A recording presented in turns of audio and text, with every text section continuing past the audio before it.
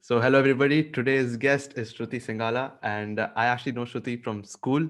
She was on the wall. Her picture was on the wall for many years at school, and that's how I came to know. She was one of the toppers, and hence she was given such a privilege to stay on the wall. So, Shruti is here currently doing. She's studying masters in management studies.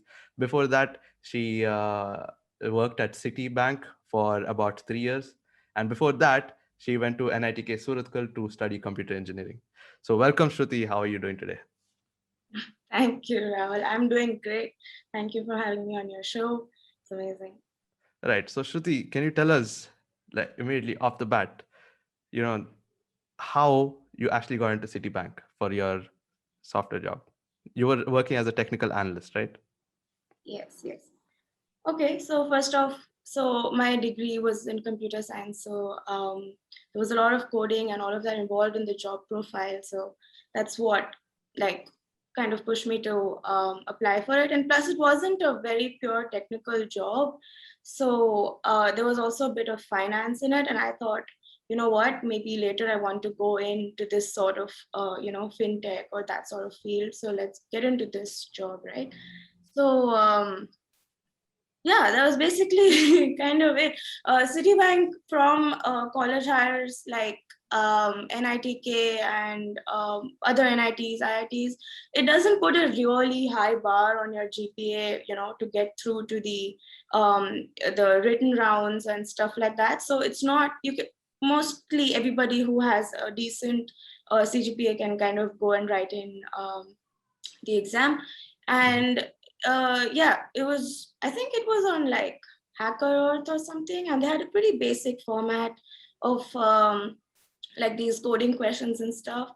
So that was one, and then they had a couple of interview rounds where they basically check if you are what you showed in your written exam. They ask you a couple of technical questions, and then the HR just asks you a couple of questions to see if you would really fit into the city culture and what are your future plans and stuff.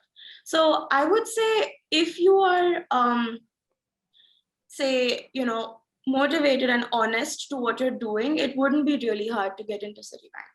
What's Right. really hard though after getting into Citibank is really, staying there, making your name and climbing up that ladder, because it's such a prestigious company, and like it's multinational, and it's amazing actually once you get in. But there's just way too many people. There's so many opportunities for networking, and sometimes people might get lost, but Mhm. it's a really good place to be though.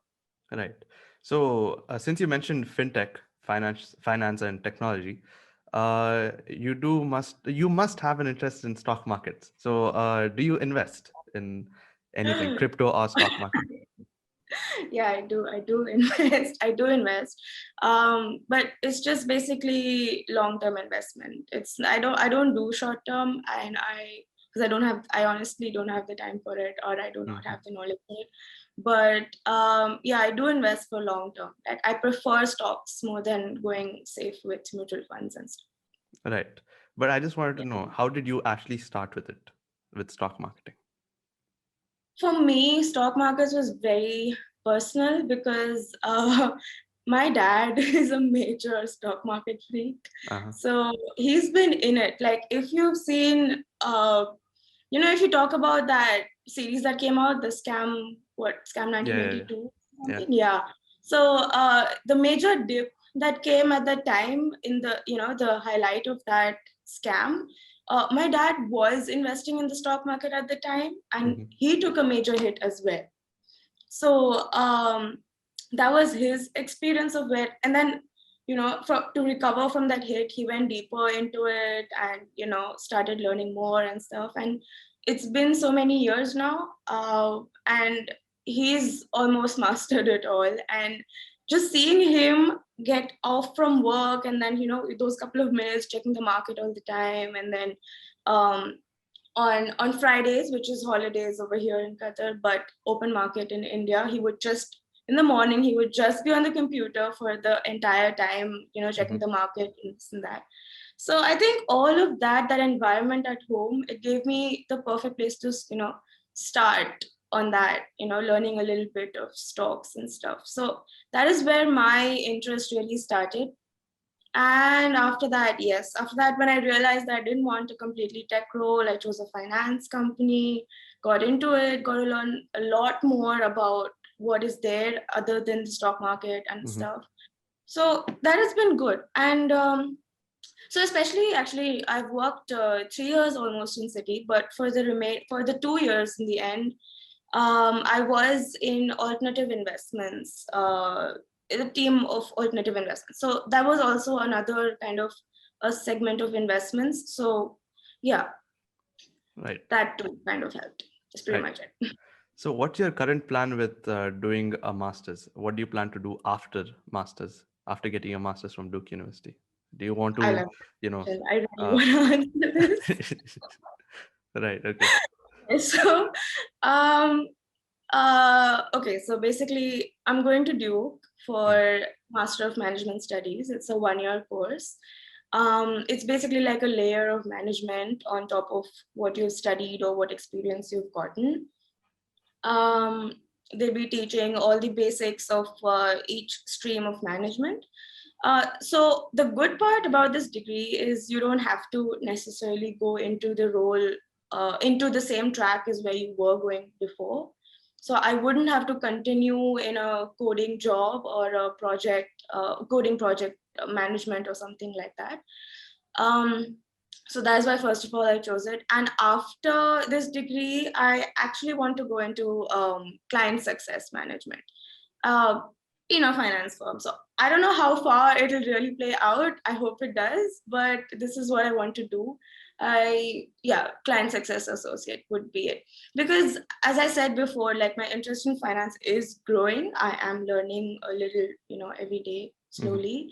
But yeah, I think it'll take this degree for me to really have those qualifications. And once I have that, yeah, a client success associate at a finance firm working for portfolio management or asset management for clients would be good. Right. So, Shruti, can you tell us more about like, I know that you love traveling. There's so many countries in your bio. Yeah. So you do love traveling. So can you tell us, some of the best countries you visited, some good memories that you've made, things of that sort? Um, okay. Some of the best countries, I think if I were to just pick from that board, it would be Georgia, Mm-hmm. then there would be Australia, Mm-hmm. Singapore, and Austria. Right. Yeah, it would be these four. And the reason really is that these were a lot less crowded. Uh-huh. Because I really like how when you go to travel to some place, you don't just do the touristy spots and you actually go meet the people and like do stuff that really gives you like in a sense of what the place is, what the country is. Mm-hmm. So I feel like, okay, maybe not Austria. I didn't get to do that much in Austria, but I still like the vibe of how it was not all that touristy. Um, but yeah, all the other countries that I mentioned, I got the chance to like roam around freely on the streets without having, the rush of a travel package that we usually take, right? Yeah. So I think that is why I like traveling there. Actually, Georgia was the most memorable one. It was where we had no relatives, no contacts, nothing. We booked the flight like we booked the flight like the my family and I, we booked the flight like 24 hours before. We just Uh-huh. packed whatever we could. We went for that 7 day trip. We got to Georgia, decided, okay, you know what, we need a hotel now. We went around searching for hotels. Mm-hmm. People did not know how to speak English there. Okay. So that was another challenge, but that was fun because you're trying to explain to those people, they're giving you like random directions, they don't understand what you're saying, Yeah. and it's fun. And then they don't understand the food.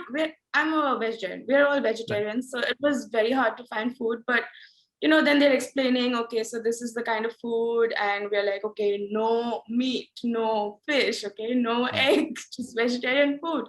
But turns out they consider fish and eggs vegetarian. So yeah, Okay. So, these kind of Yeah. experiences were really fun.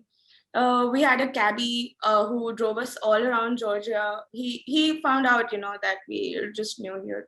We don't know much, and we asked him if he could take us around. So he was just a cab driver, but he was so sweet and kind enough to explain to us every spot that came along the way while Uh-huh. driving. He was not a tour guide, but he still did it. It was really nice.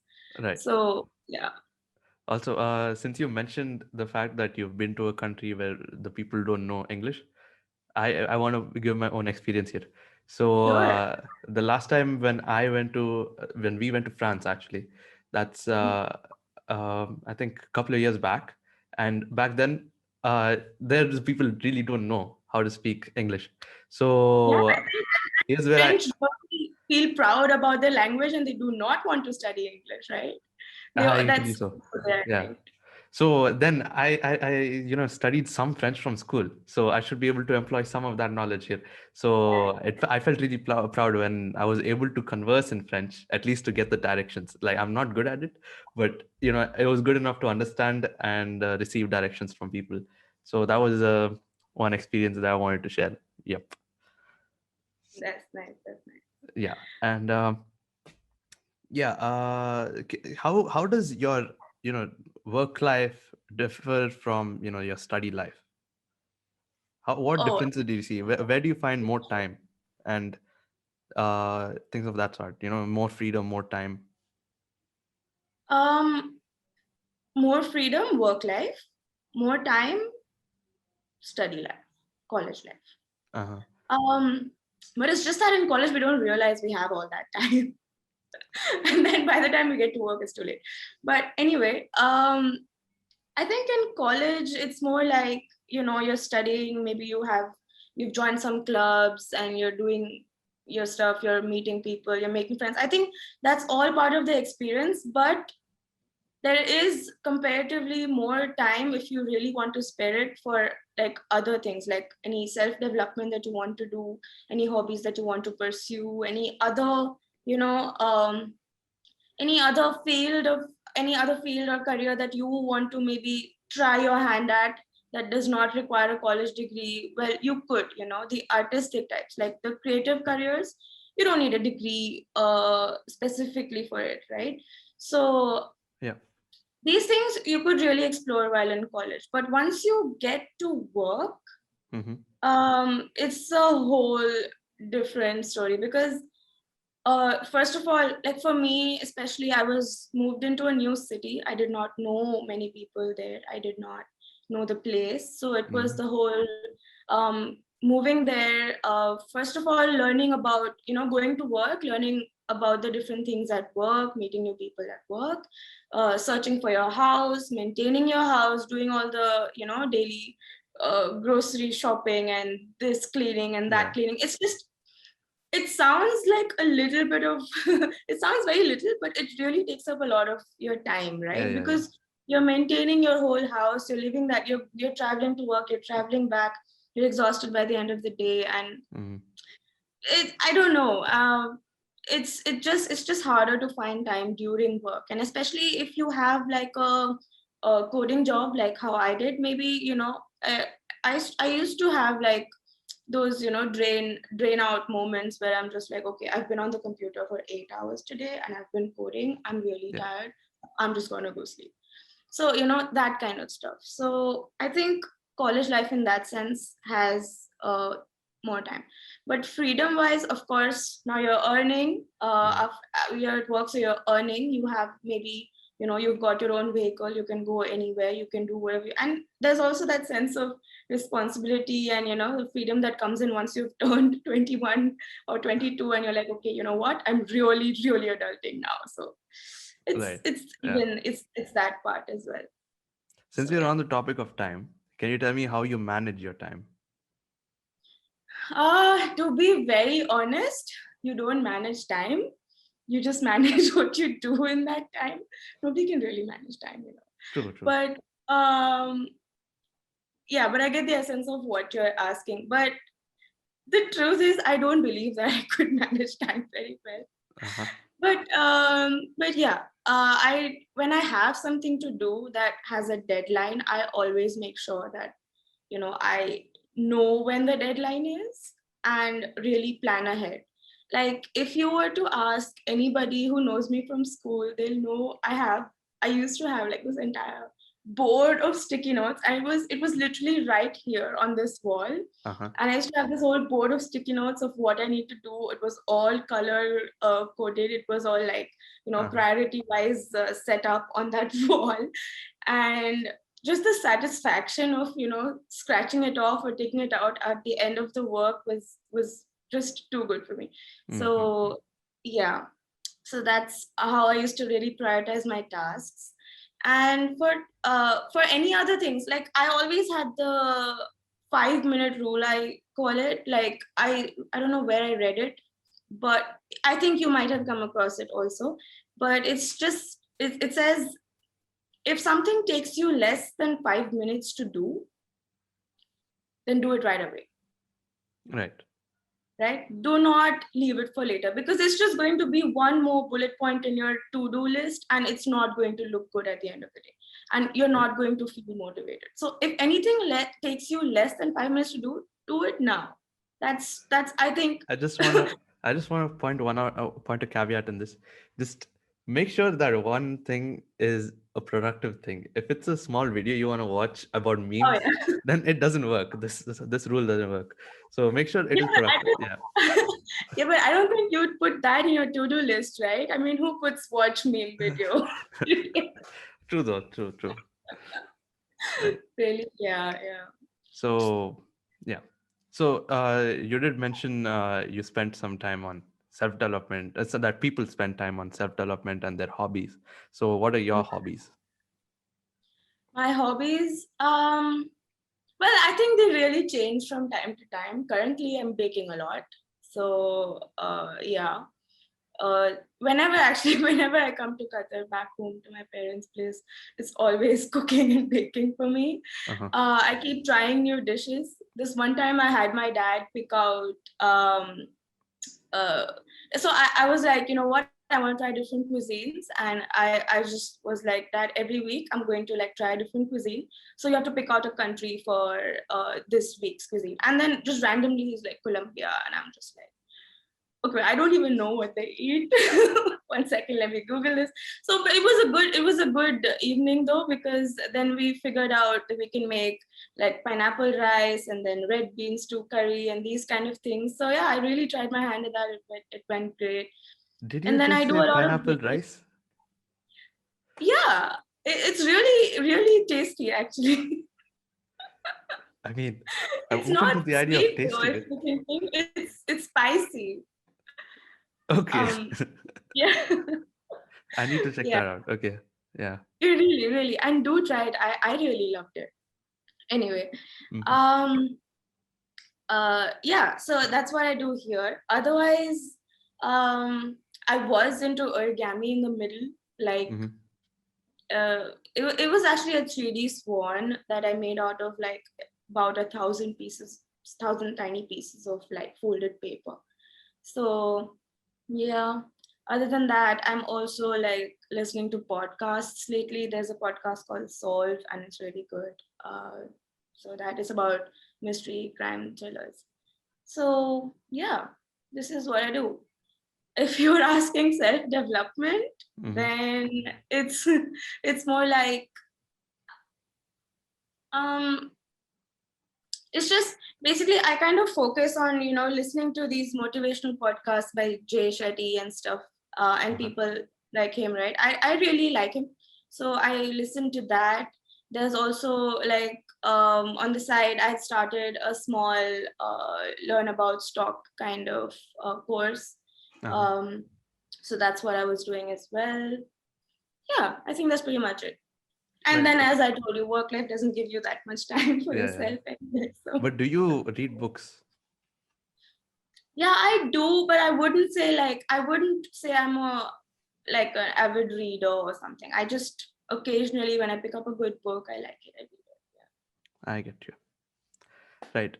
So can you tell us some of your, NITK memories? some good college memories, because I'm really missing out on my college because online COVID pandemic. So I didn't get the chance to get to meet my friends, and Yeah, that's yeah, sad. that's very sad.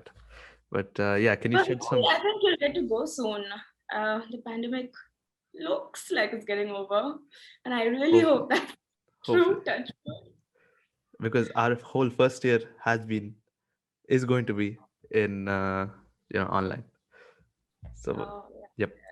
So I'd Okay, like but to this definitely was good know. though. What good memories? What kind of good? Are really anything what you feel Anything? is good? Yeah, like maybe some of your proud moments, or some moments you were doing dumb shit with your friends, something like that. Okay, I think the best memories that I made in college were during fests, though. Uh-huh. The rest of the year was sort of the same, but during fests, I think the college really transformed into this amazing place to be for 3 days. So, yeah, I think that's one thing you kind of missed out on, but I really, really hope that you can go back and, be a part of those things. But yeah, so during fests, it's more like you don't have any classes. They always cancel those classes. But um, okay, you know what? Let me start from before the fest. So you join some committee or something like that. If you're interested, there's like a lot of different things you can do during a fest. Hmm. You'll have like a technical fest and a cultural fest, depending on what kind of fest it is. You're going to be like in those committees or whatever. And what's really fun is prepping up to that point for meeting those people and trying to make shit work. You're Hmm. just like college students like barely gotten in. You're like maybe a group of first years. You're like, okay, I do not know what to do. I've been in school, and what is this? It's all new for you. And that entire energy that is there in your first and second year for doing things, getting to know stuff, that's really like right there during a fest. So um that is one of the good college memories that I have. So I don't know which one to pick out and tell you, and this I don't know which one to say on a recorded video I also. Uh-huh. But well, yeah. So we had this concert.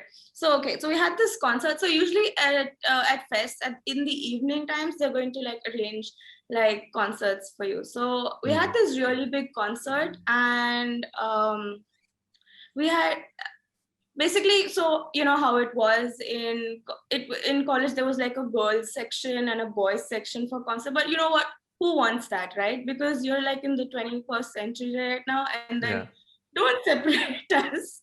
Yeah. And yeah, so there'll be this entire committee of students and security guards kind of trying to make sure that you don't open, like go over the barricades, and you enter from the right Right. side and stuff like that.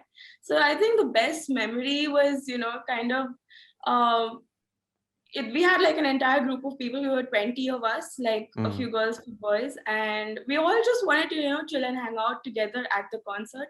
So it was like the entire experience of jumping those barricades and fooling the security guards, getting in, and Yeah. dancing and trying to make sure, and then the girls are like trying to make sure not to get seen by anyone and pretending like boys in in that crowd. So it was all fun. So I think Yeah. that was one of the fun memories. Of course, it was a great concert also, but I think this was like the highlight of that night. I see. That sounds so much fun, and I'm definitely losing a lot. But hopefully, 3 years, 3 years. Hopefully, I'll have it on campus. Yes. All right. Yeah. So thank you, Shruti, for joining us. That'll basically be the end of the episode, and Yeah. it was wonderful talking to you. Yeah, it was wonderful talking to you too. And I really hope that you get to go back to college. I really, really do hope that. Right. But yes. All right. All right. See you, everybody.